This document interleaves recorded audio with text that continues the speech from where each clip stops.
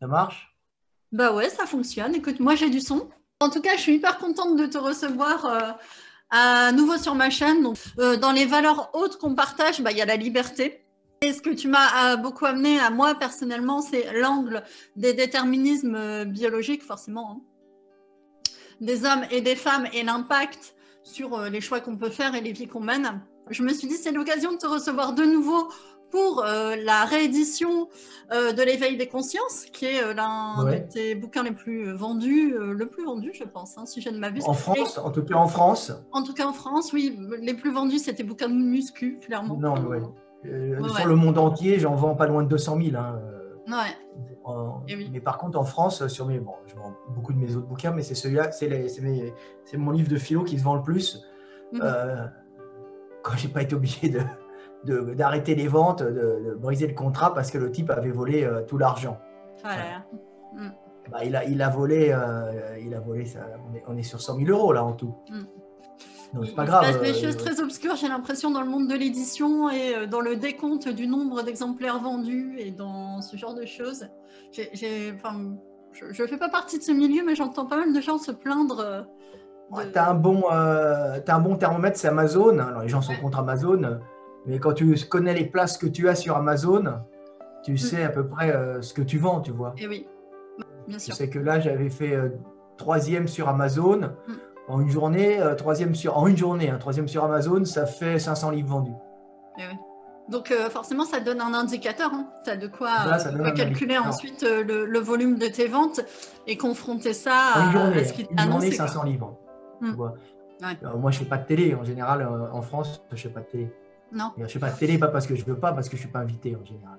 Ouais. Dire Tout qu'on à est fait. tous pareils, c'est faux. On est différents. On ne Mm. fonctionne pas de la même façon, que ce soit au niveau physiologique. Bah Bon, oui. dans les grandes lignes, on fonctionne tous pareil, les humains, mais que ce soit aussi au niveau physiologique comme spirituel, intellectuel, on va dire, on varie d'un endroit à l'autre, d'une adaptation à l'autre en fonction des milieux. Le cerveau, c'est malléable. Hein. Mais bon, quand tu Oui. dis aux gens que quand tu vis sous les tropiques, il n'y a pas les mêmes sélections qui s'opèrent qu'au nord, eux disant on est tous pareils. Il faudrait tout lisser, il faudrait un truc où on serait tous à l'identique comme des petits clones. Voilà.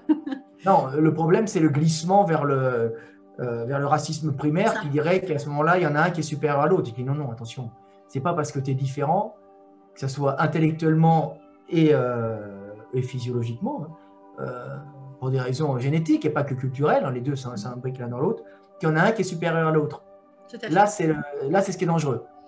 Tu peux observer sans introduire de hiérarchie ou de système de valeurs. Voilà. Dire que les hommes, par exemple, sont responsables, les hommes, les mâles, sont responsables, on va dire, c'est eux qui pratiquent globalement pendant les guerres et même au niveau de la vie civile, les meurtres, c'est les mâles. C'est pas pour ça qu'il faut détester les mâles. C'est un fait.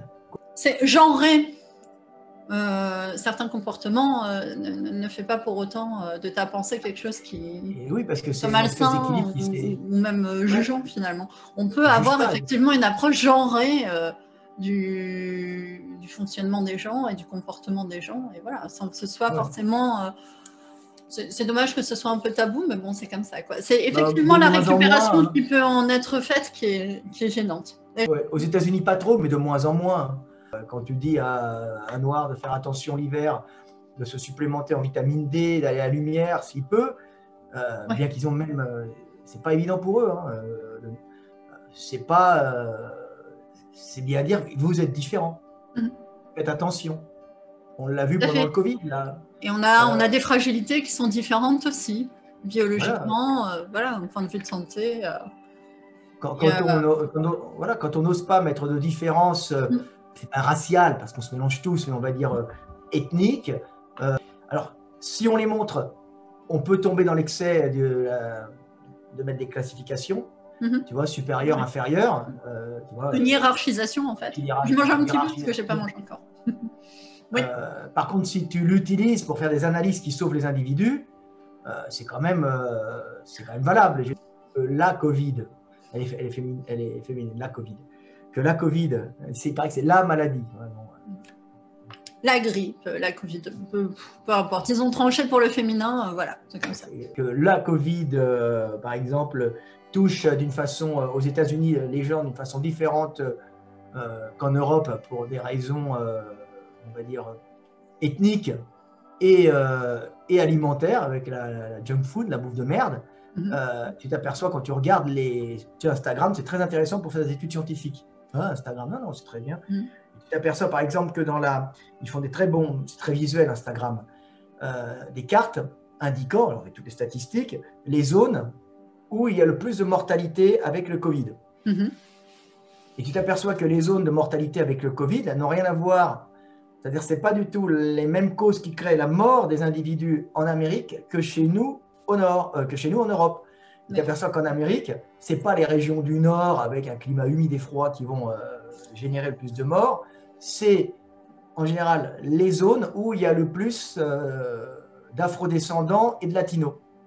Et c'est les latinos et les afrodescendants qui sont les plus touchés par le Covid, pas parce qu'ils sont noirs et parce qu'ils sont latinos, tout simplement parce qu'en général, ce sont des pauvres qui mangent de la bouffe de merde et qui ont tendance, comme ils sont du Sud, à manger plus d'hydrates de carbone que de graisse, qui sont diabétiques en plus, et qui font des obésités morbides terrifiantes. Tu sais, c'est cette bouffe de merde accessible à tout le monde aux États-Unis qui a créé cette épidémie d'obésité chez les pauvres qui sont noirs et latinos. C'est pas mauvais cette bouffe à la base, ça permet de se faire manger à la planète si tu veux.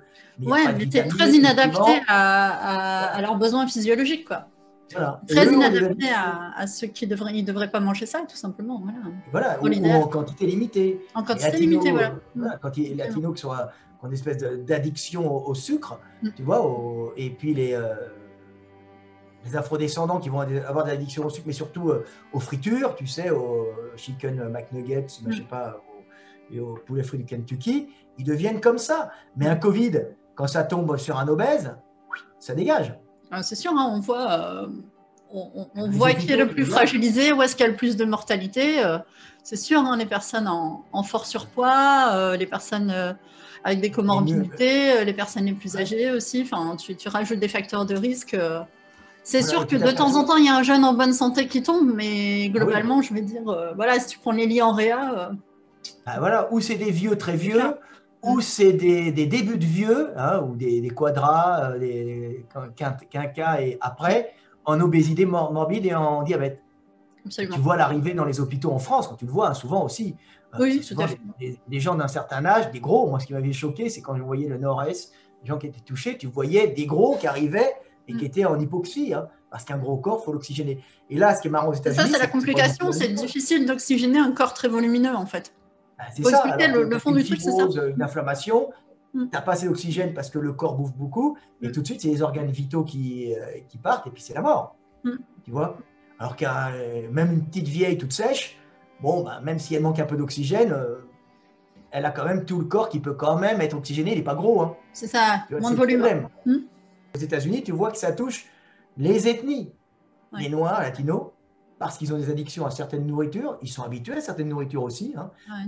Et en plus, ils sont pauvres, ils bouffent beaucoup, parce que les États-Unis, on mange beaucoup, hein, mais si on n'a pas de sécurité sociale, on a accès à beaucoup de calories. Et puis quand on n'a pas les moyens d'avoir beaucoup de loisirs, de sport, de machin, de trucs, comment on se fait plaisir de base? Je dis ça, je suis en train de manger, mais je n'ai pas pris mon repas ce soir.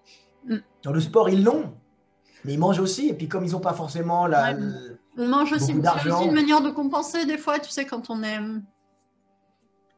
C'est plein de facteurs. Très, très impressionnant les cartes quand tu vois les gens qui sont touchés par ça, parce qu'il y a quand même une base ethnique hein, qui est en même temps culturelle. Hein. Je veux dire, tu vois ça dans les cités, dans le 9-3, tout ça, les gens sont touchés, parce que les Maghrébins, ils ont un peu une addiction au sucre, et ils sont très communautaires, donc ça passe. Hein. Surtout qu'ils ont des fragilités internes à cause de leur nourriture, leur addiction au sucre. Tu vois, tu vas dans une famille de Maghrébins qui t'accueille, il y a tout le temps les loukoums, tout ça, puis les nanas, elles sont comme ça, tu vois.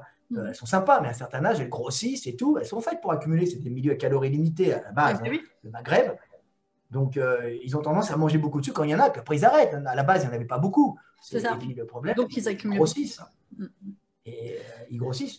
Ouais, ils sont dans un milieu où la calorie est abondante, quoi. Voilà. Et comme il y a des supermarchés partout, tu peux trouver, ils te font des pâtisseries, des trucs et des machins, ils deviennent gros, ils mangent tout le temps et paf, ils meurent.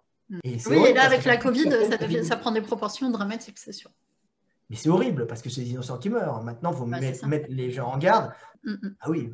Sur la dangerosité de ce genre de comportement, alors c'est pas du tout pour culpabiliser les gens. C'est simplement mettre le doigt sur le fait qu'il y a un facteur de fragilisation pour eux, quoi. Ah oui, si tu es maghrébin, fais attention à ce que tu manges parce que tu as une tendance à avoir une addiction au sucre. Eh oui. Tu vois? Absolument. La graisse animale, ils n'en ont pas des masses. Dans les climats méditerranéens, les animaux ne sont pas des gras. Évidemment, un Allemand, il aura une addiction au gras. Mon fils, il mange des saucisses et du fromage. Hein. Il voit des saucisses, moi je le vois bouffer des saucisses, je dis c'est pas possible, il n'y a pas une addiction au sucre. Parce que c'est d'autres peuples et d'autres adaptations. Il faut faire très attention à ça. Alors c'était marrant de voir, la Floride par exemple, avec toute la côte ouest, qui est la côte où il y a les vieux riches avec des assurances sociales, mais eux, ils ne meurent pas beaucoup, puis toute la côte ouest. Absolument. Alors eux, ce sont plutôt les latinos, tout ça, et puis avec des afro-descendants, et eux, ça meurt. Les facteurs de risque, de toute façon, on les connaît, je veux dire, on n'est plus. Et c'est au sud, hein, c'est pas parce qu'il fait froid. Parce que le Covid, il a tendance à se répliquer plus lentement. Ça fait quand même énormément de morts. Favela, les mecs qui sont entre eux. Le Brésil a cette particularité d'être un pays, on va dire, émergent, où il y a beaucoup de pauvres, mais où les pauvres ont la quantité de nourriture la plus importante quasiment. À la base, il y avait la viande, et puis depuis 25-30 ans, ils ont un changement alimentaire qui passe sur la bouffe de merde, avec les sucres, les sodas. Il y a une explosion terrible d'obésité, et là, c'est parti. Parce que le COVID, on a des phénomènes comme ça en Asie aussi, avec l'arrivée en Asie, avec des grandes quantités de sucre qui sont arrivées ces 10 dernières années là, ça commence à faire des ravages. Ah oui, c'est terrifiant. Il faut faire hyper attention au sucre. Hein. Parce que le Covid, il te pardonne pas. Tu es obèse, tu passes. C'est pas parce que tu es obèse. Parce que c'est pas parce que c'est parce que un gros corps tombe en hypoxie plus rapidement dès que les poumons sont touchés. Tout à fait. C'est horrible. Moi, je le dis souvent sur ma chaîne. Attention au sucre, c'est un toxique, on évite accro, etc. Je propose des supports pour essayer de s'en détacher, de s'en défaire et puis de lutter contre cette addiction-là pour les gens qui y sont sujets. Quoi. Beaucoup de gens n'ont pas vraiment conscience de la dangerosité de la chose. Et puis effectivement, quand en plus on a une fragilité d'ordre génétique, quoi, parce qu'effectivement on a tendance à grossir. Bah ouais. Là, c'est d'autant plus important d'y être vigilant, quoi. Notamment à cette période.